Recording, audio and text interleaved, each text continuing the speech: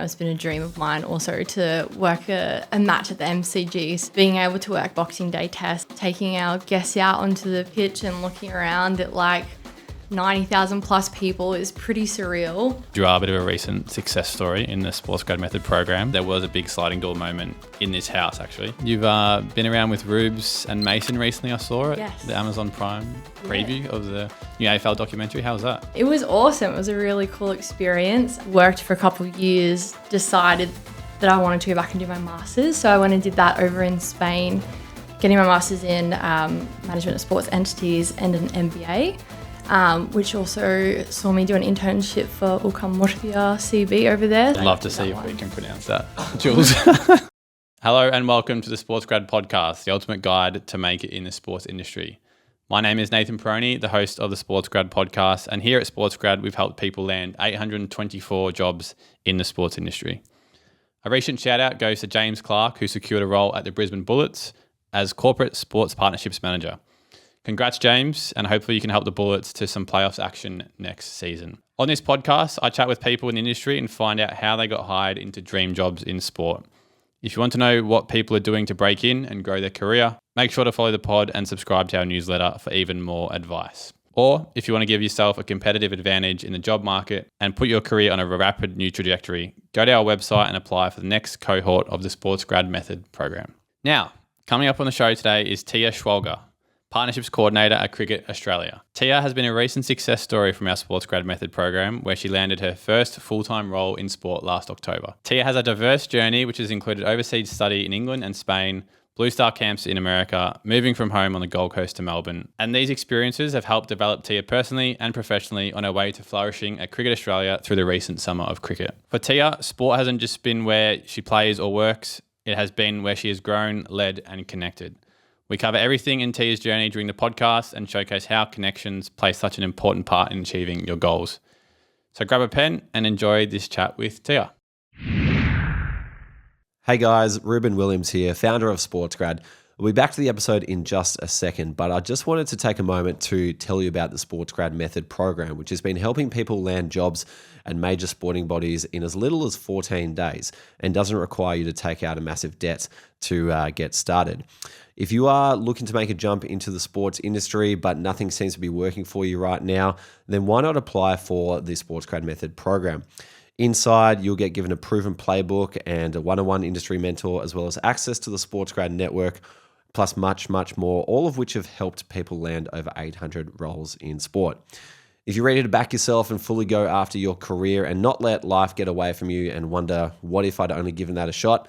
Then you're the kind of person who we'd love to work with. So head to sportsgrad.com.au/program and you can apply to join us. Tia Schwalger, welcome to the SportsGrad podcast. Thank you. I'm happy to be here. Thank you for coming in. You've been around with Rubes and Mason recently, I saw it. Yes. The Amazon Prime, was it the preview of the new AFL documentary? How was that? Yes, Final Siren. It was awesome. It was a really cool experience. I'm a big footy fan, so felt very lucky to be able to get there to that one and being able to see, football documented in that way as well, especially the producers of Drive to Survive. It was really cool to see, I guess, the sport that we all know and love in that light. So it was very cool. Did you see like one episode? Is that what they show? We saw two, actually. Oh, two, okay. Yeah, so it was very cool getting that experience and also being in a room full of, professional athletes, a lot of professionals in the footy world. It was quite, it was quite the experience. Any photos? Big names? Yes, we got some photos. I'm sure you've seen them on SportsGrad. Yes, yeah. They're great. We love a share on LinkedIn. As you'll know, with quickfire questions that we always start the podcast with, just like to give everyone a chance to know a little bit about more about yourself before we dive deeper in to your journey. So firstly, what inspired you to work in sport? It's a really good question. My family is very sports oriented.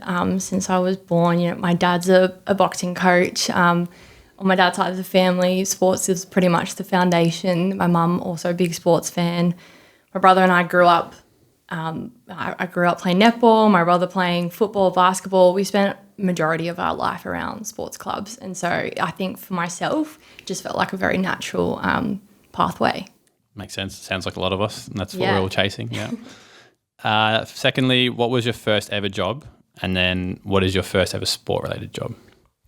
Ooh, first ever job was actually, I was an umpire. I umpired netball when I was like 12, 13, just at my local courts. Was paid, so I'm going to count it as we'll count it. Yeah, the first official one.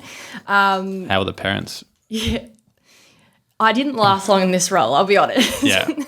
Being yelled at by parents was not for me, but it was an experience. Yeah, being able to give you thick skin, I imagine.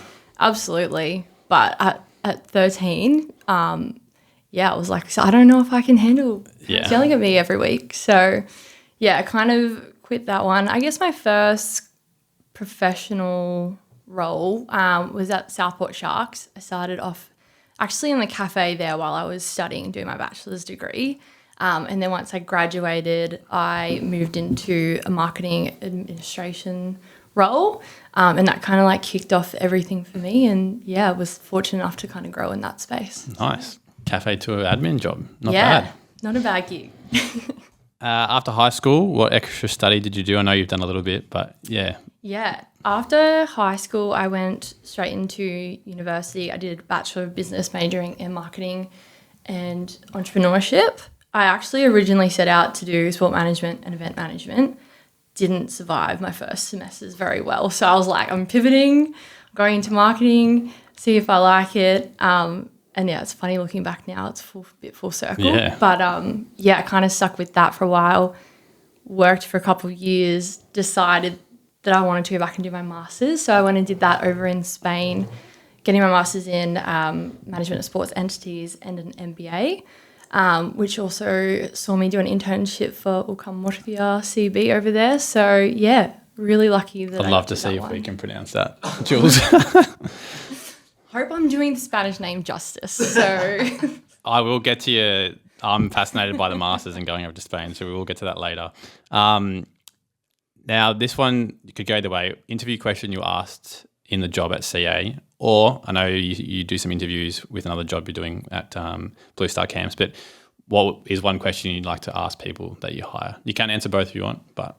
One question that I got asked in my role, which I find it fascinating because I also ask this often when I interview for Camp America, is if your colleagues could describe you in 3 words, what would they be?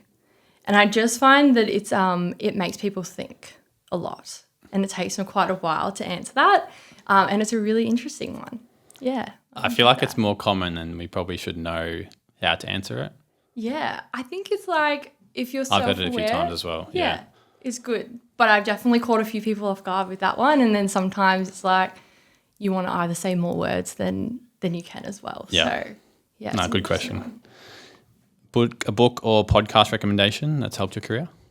Yeah, this is a good one. I have only recently really gotten into my books. Loved and smashed all the podcasts over COVID. Brené Brown, I feel like all of her ones about, leadership have been really good for me in my roles. I just find, having the tools to kind of help you be a good leader takes you a very long way, especially when you're working in a team. So always love her ones, and also SportsGrad, some good content on there, especially when you're trying to get your foot in the door. There's been a lot of really cool people in this seat. So love the plug. Can't go wrong with that. And lastly, if you could try another job in sport for a day, what would it be? Oh, this is a really good question. I think it's really hard because I like what I do now. I think it would have to be more like, I don't know, team physio would just be really fascinating. Being able to go with the team and like having to make the call whether players can play that week or not would be really tough. So it'd be an interesting space to be in. Yeah. Completely different space, the high performance space, that's for sure. Yeah. Now, part of why we've got you on today is because you are a bit of a recent success story in the SportsGrad Method program. So well done. Thank you. Can you tell us about your first exposure to SportsGrad and how it all came about? And I know you mentioned it was a few years back, but you've really honed in recently. Yeah, so while I was working at Southport Sharks, my colleague at the time, Cam Smith, shout out, great person to work with, and he actually put me in touch with the Sports grad community at the time. I think both of us were, finding where we fit in the sports world and how we can do better in our roles there. So being exposed to SportsGrad and having more, tools about how we can progress in our careers was really handy. I ended up going to a SportsGrad meetup, I think in Brisbane at the time. I can't remember, it must have been around 2021. And so I went to that one, had a bit of a break with travels and other work, and then came back, and I think I went to another SportsGrad meetup in Brisbane. And then after my master's, moving back to Australia, I kind of knew I wanted to relocate down to Melbourne because there was a lot more opportunities down here. So again, reached out to Reuben and the SportsGrad community and really tapped into that. So yeah, it's probably been a few years now since I've been around. Made the most of it recently. And one thing I know was there was a big sliding door moment in this house, actually, which was a SportsGrad party that Rubes hosted, I think, around the grand final or the day of the grand final. It was, the Thursday before the grand final. And I think I'd reached out because I was like, if there's any SportsGrad stuff happening while I'm down, would love to catch up and say hi to everyone. And, he told me that there was going to be a house party, so I dragged my friends along. I ran into Dante and I was asking him about the role because I knew that was a pathway that I was looking at going into. So we were just chatting, speaking to everyone else just as I was about to leave. Him and Reuben stopped me and were is there any chance you'd be interested in his old role? I was like, I would love to know more. So, got lucky that night being able to. It's awesome. Meet everyone and have that opportunity. And so what happens from that conversation to then interviews? Where does it go from there? Next day, I think I reached out to Reuben and was like, was this serious? I can imagine, yeah. Because I know it's a house party, so I was like, I'm One very too many serious. drinks, yeah. And then I think I sent him my CV at the time, and then a couple of days later, I heard from my now boss, Nath, and we just had a casual phone chat to see whether or not the role was something I'd be interested in. Had an in-person interview the week after. And then I think a week after that, I got a call saying I got the job and I'd just gone back to the Gold Coast. So I had 2 days to kind of pack up my life and move back down. So all happened very fast within a 2-week span. Yeah. And then how quickly did you start? Is that straight away because you're available? Yeah. And so I didn't really mention, but your title, Partnerships Coordinator, correct? Yes, Partnerships Coordinator. So obviously you've been there for nearly 6 months now. What does a week look like for your job at CA? And I suppose how has that differed from the months of the summer of cricket versus now, post-cricket summer? Yeah, I kind of came into the heat of it when I first started. It was just kicking off. I think every week is quite different. Over those summer periods where we were in the middle of the Ashes, it seemed to be a lot more around ticketing for our partners.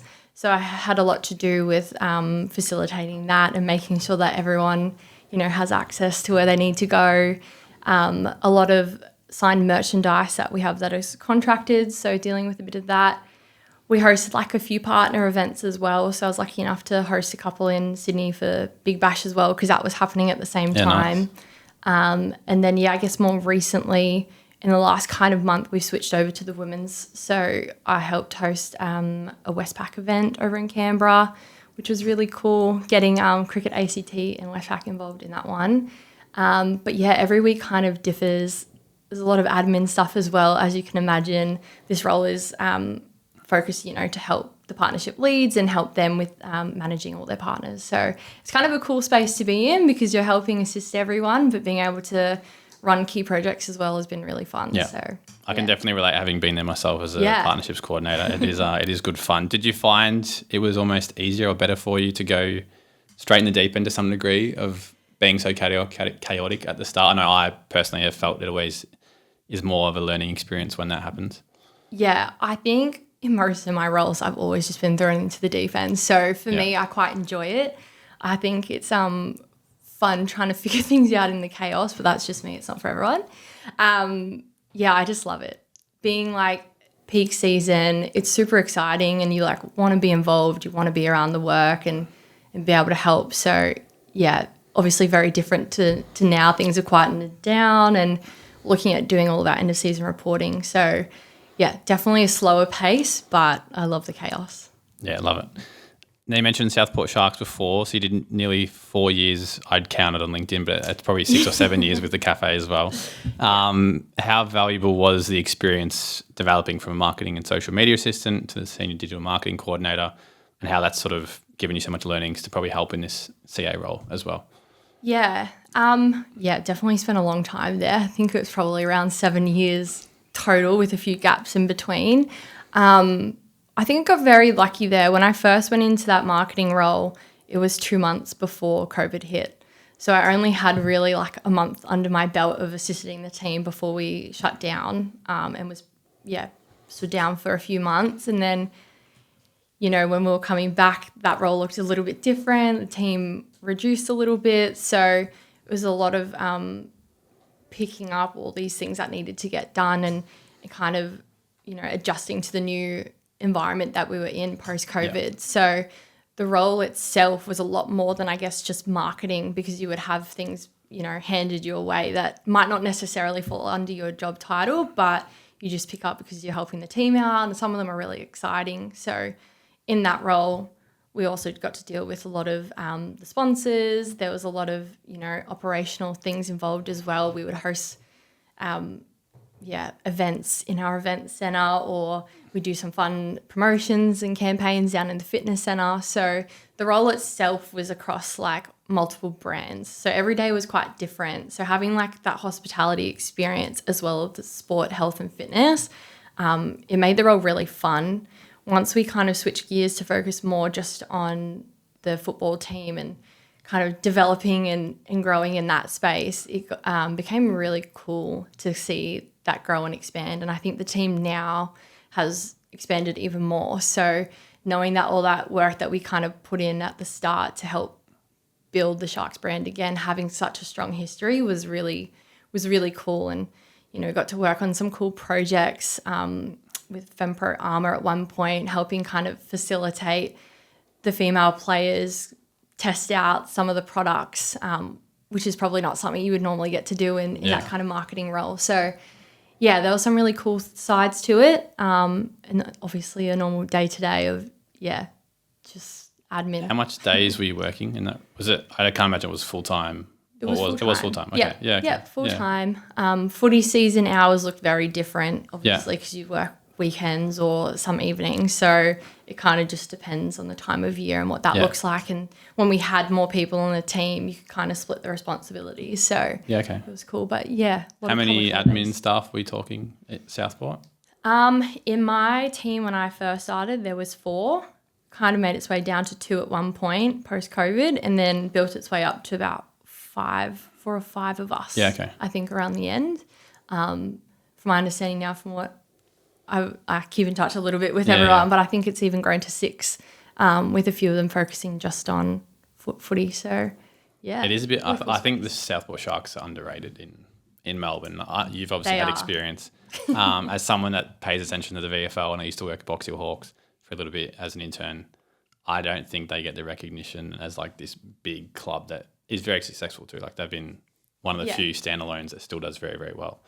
Yeah, it's a really cool club to work for, and I even played in the women's team for like 2 seasons just to try it out. So, awesome. Being able to be alongside the girls as well, like their women's program is unreal. Obviously, we see the girls winning quite a lot over the last few seasons, and that program is just going to continue to excel.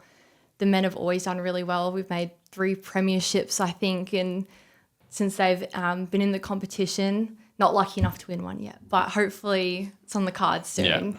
But the team, not only the players, but the team behind the scenes, they put in a lot of hard work and effort. And just like, some of those smaller community clubs, like you don't have as many people as well as those feeder clubs. So seeing what they can do with that is quite impressive as well, I think. I think it's a great landing spot for people to get experience early on. Absolutely. Is the VFL clubs for sure. Now, you mentioned before Masters in Spain. Travel has been a big part of your journey. Yes. I think everyone would be very jealous of your CV of destinations you've been to. Now, these are just a couple of things. So you've obviously moved from Gold Coast to Melbourne. You're a camp leader for Blue Star Camps in America, interview from Australia for people going over, and you've obviously done your Masters. you want to maybe speak firstly to the work you've done in the camp space in Camp America? How valuable was that going across to America? How much are you still involved doing some interviewing now? Yeah. And that life experience you've gained from that firstly? Yeah, Camp America was kind of my I've finished uni, want to keep traveling, find a new experience thing. My first was in 2019. I was a camp counsellor, had a cabin of 16 girls, ages 14. And it was a lot of fun and I really enjoyed it. I think being in that space, I know it sounds really fun, but I feel like you get a lot of life experience out of it as well because you're in charge of these human beings for 2 months, trying to make sure that they get up, they go to breakfast. So you kind of are managing a team most days, trying to get them organised. And then, I had a 2-year gap from that. I was asked to come back, I think, in 2022 if I wanted to come back in a leadership role. And I said yes because I'd missed it so much. That was a completely different experience in itself. You weren't with the kids, you were running their schedule essentially, and also being their point person. So that space was really cool. I learned a lot. I learned how to, bring magic to evening programs and how to make something that might seem really silly, really fun for kids. So kind of having that experience of organising weekly schedules, having to come up with really fun programs that keep the kids entertained, it's quite hard. So that I think is a skill in itself. And honestly, there are some people that I work with who are incredible at it. And I always just try to, take some notes from them doing that. The year after I landed the camp leader role, which I was very lucky to get, which again is kind of overseeing the 3 age groups in itself. So I think it's roughly around 150 campers and then a team of 30 staff, essentially, the counsellors and leadership. So having to oversee all of that, I feel like you deal with a lot of interpersonal issues or, day-to-day things with the campers. It really is a people job. You really got to understand the people that you're working with, what's going wrong, how can you find a solution. You're kind of being that feeder communicator as well between the campers, things that are happening, and the parents as well, because it's a no-tech camp. So kids can't just contact their family when they want.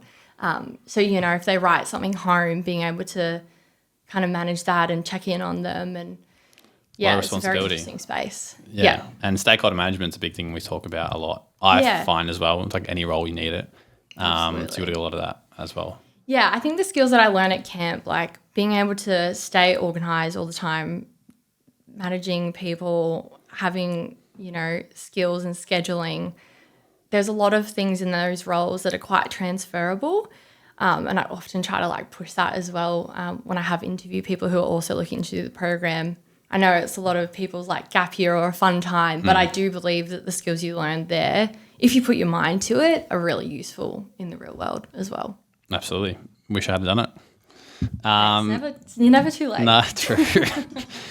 The master's stuff, how much did you spend on Duolingo to get your Spanish up to standard? So I have had this on my bucket list for a very long time to learn Spanish.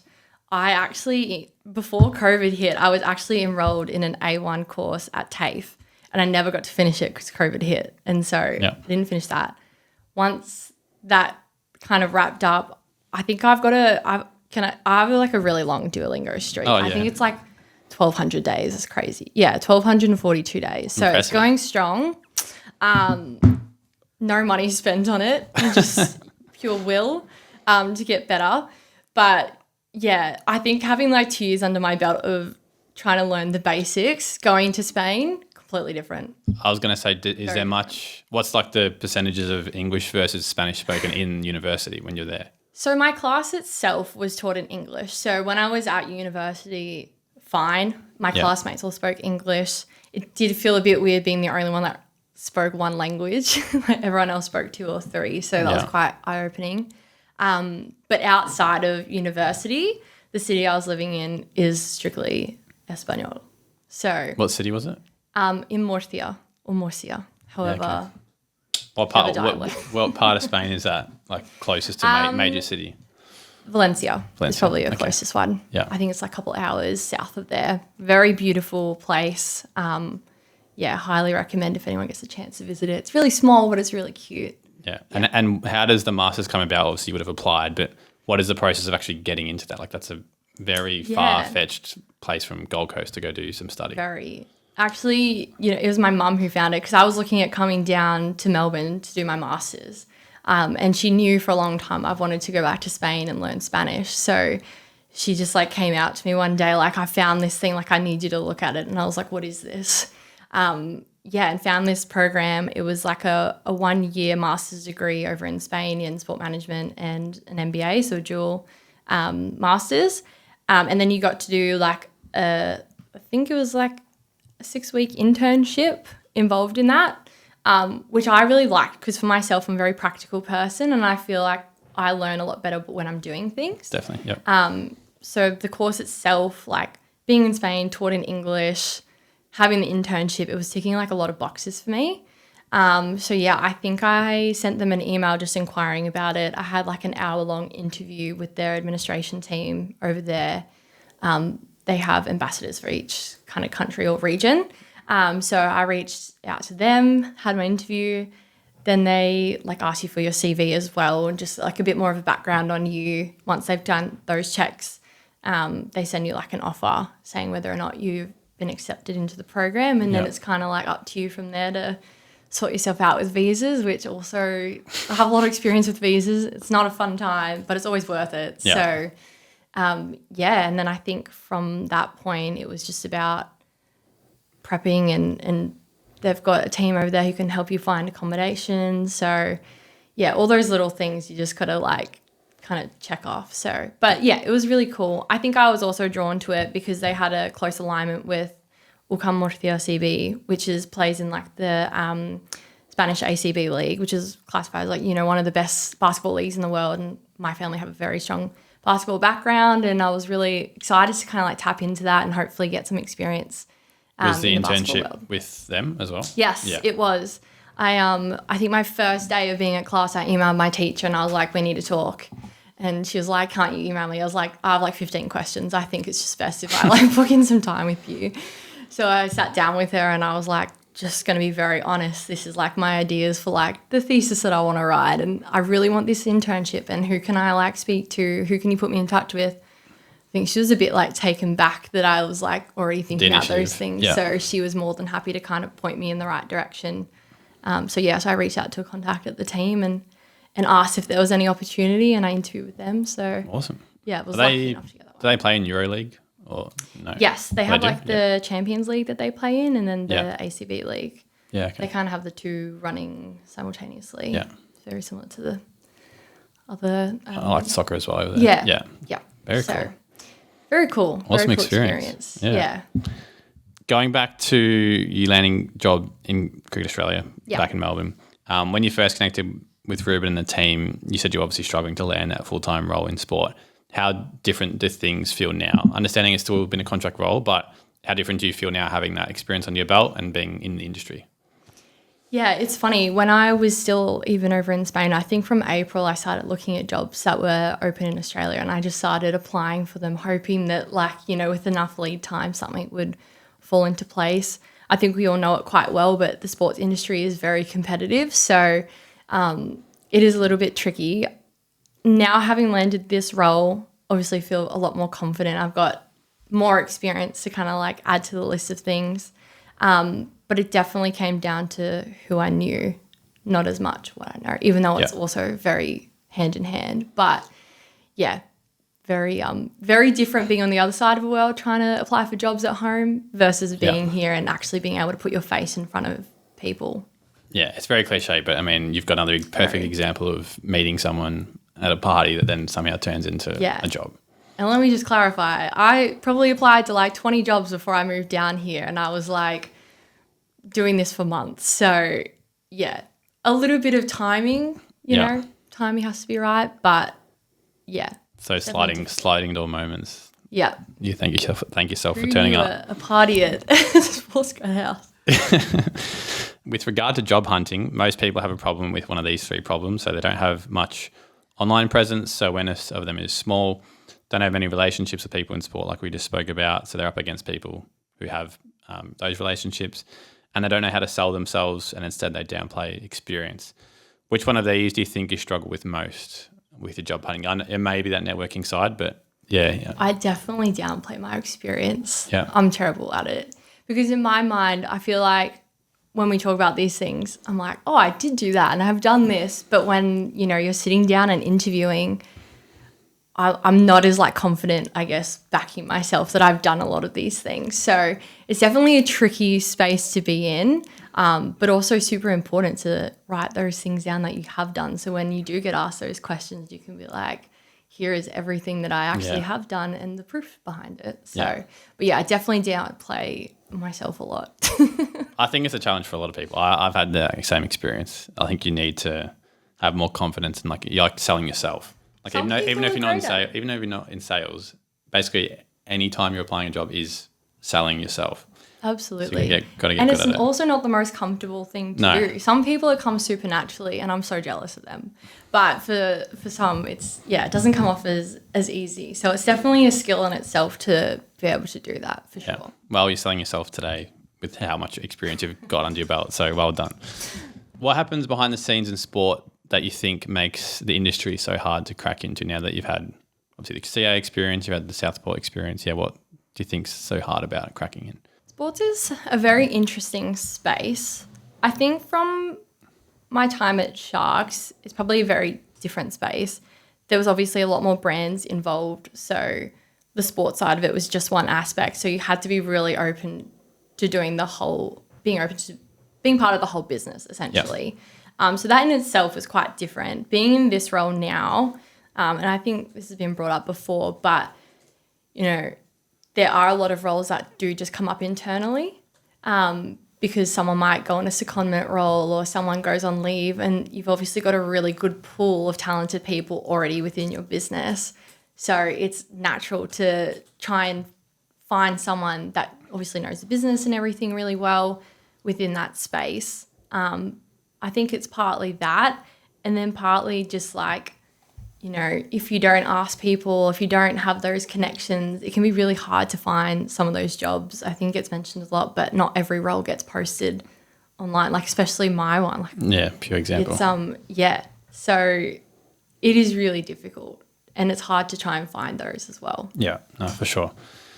We like to speak about like mentors and influences on someone's career. Do you have maybe one or two mentors, big influences that have helped you so far along your journey? Yeah, I feel like I've been quite lucky in the roles that I've had. I've always had people in my teams that are open to like helping me grow in those spaces. I don't know if it's necessarily like within the sports kind of career path, but, even like Cam, it was really great working alongside him. I feel like we both really pushed each other in those spaces to kind of like, how can we push ourselves to help build and grow? And yeah, my team there, like Jake, Gabby, Andrew, my first boss, like he put so much time and energy into helping me grow. And that was really appreciated. And, even now, like in my role, Nath has been such a huge help and always trying to get me involved, the rest of my team as well. Like everyone tries their best to kind of, help me build my skills and get involved. And even at camp, like my boss, Julie, like I feel like I've just been very fortunate in the roles that I've been in to have people that really support and back me and want to help me grow. So there's too many people to name, if I'm being honest. Yeah. That's a good thing though. It's a great thing. I think the industry is very much like that though. Everyone is very giving with their time and wants to give back. And absolutely. I think it definitely shows its true colours. Yeah. Going back to the CA job and when you landed it, I know this might be hard because it's purely a lot of connection here, but when you landed the job, what do you think made you stand out the most? It's a really good question. I don't know how much has to do with this, but I think in my first initial conversations that I have, as much as I always really wanted a job in sport, I also wanted to know that the team that I'm going into works for me as well. And it's usually a question that I ask of like, what's the team environment like? Like, does everyone get along, want to help each other, kind of grow those spaces? And I think that aligned a lot with where they were trying to take this team at the time. So, having those kind of open conversations. I think also too, just having like a bit of confidence when you go into those interviews and just being able to like touch on all those things. also think too part of the, international experience I've been lucky to have has also helped in those ways. But I don't know, I should ask. You could ask, definitely. If you had to go back in time, what advice would you give to your younger self when it comes to pursuing your dreams and landing a job in sport? I think I would just tell myself, it's okay to not really know what you want yet. I think there's just been a lot of times in my life where there's been a lot of things that I know I would enjoy and want to be involved in, and I've always felt like I've had this pressure to kind of know what I want to do early on. And I think there is no harm in just, trying different things until you figure out what it is that you specifically like. You're never too old to change career paths as well. Yeah. So don't be as hard on yourself and just keep trying to chase those things that make you happy and things that you enjoy would be the biggest piece. Yeah, I think it's fair advice. I think recently it was Craig McRae actually came out and said it's not so much about the destination, it's the journey and enjoying the journey. 100%. And it's probably something I reflect on as something to do as well. So definitely great advice. Biggest pinch me moment working in sport so far? Oh, honestly, it's probably got to do over this summer period working the Ashes. It's been a dream of mine also to work a match at the MCG. So being able to work Boxing Day tests and, taking our guests out onto the pitch and looking around at 90,000 plus people is pretty surreal. It's quite a crazy feeling. So, very pinch me moment. Love it. Outside the pinch me moment working in sport, you also mentioned to me before that we recorded that you went to a Nuggets game. Is that right? Yes, I was adamant to go to an NBA playoffs game in 2023 when I was on my way to work at the summer camp, to the point where I think I told them I was going to be a couple days late, and I went to Denver Nuggets versus Lakers game 3 in Denver, and it was a very cool experience to watch LeBron. And where were you sitting? I was actually quite close. I was probably at the behind the hoops, but to the right where the players enter. How much money were you talking for a ticket? I don't remember. Playoff game, yeah. Not as bad as you think, because I like my ticket resale sites. So the person I think who was selling the seat, because I met people next to me, they're members and they were selling it because they couldn't go. So that area normally member seats. So is the altitude a real problem? I know I always hear from afar, it's Denver is mile high, whatever they call it. I think they had a million signs being high altitude, and I was is it? I couldn't tell the difference personally. Maybe it did come into play. I don't know. Yeah, okay. I just remember walking home in the rain, and I was didn't plan for this.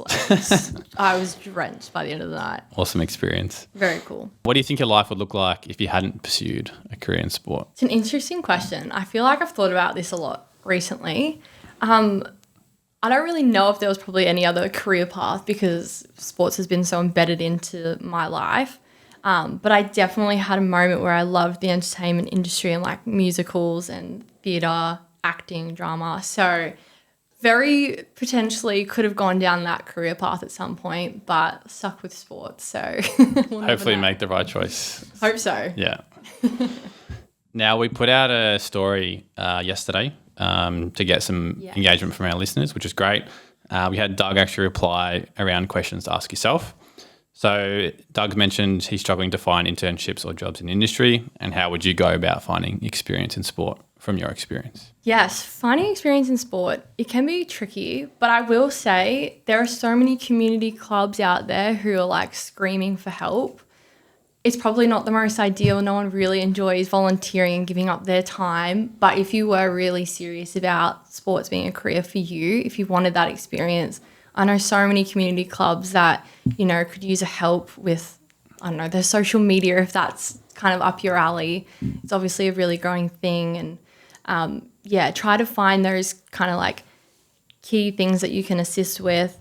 Even if it's worth asking people that to put you in touch with anyone, I find that if you don't ask, you won't get. So it's not always the most comfortable conversations to have, but sometimes it is just worth reaching out and asking people if, you can get experience, whether that's, going to an open training session and being able to take photos if that's up your alley, or, if there's a big campaign and the team needs some help with volunteers, it's definitely worth reaching out and kind of asking to get those experiences because, once you know someone in the industry, it'll go a long way. Yeah, that's great advice. And sometimes you don't know who is on the committees Exactly. and working at these clubs because they may actually work in sport, and there's your lead. Exactly.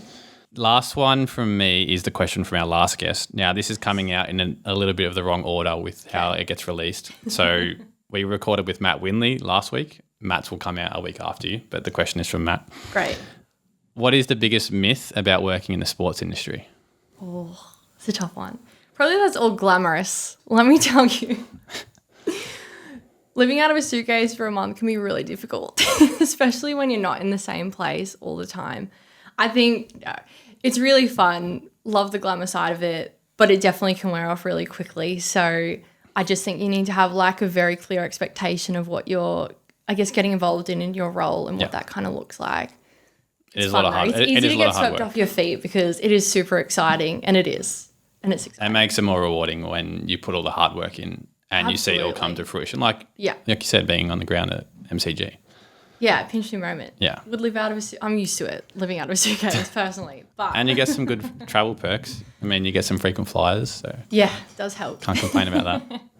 No, it is a lot of fun. And from me to you, what is one question you'd like to leave for our next guest? Great question. I guess my question for the next guest would be, where do you see women's sport going within the next 10 years, and what does that look like? Love it. Look forward to hearing what that future guest has to say. Me too.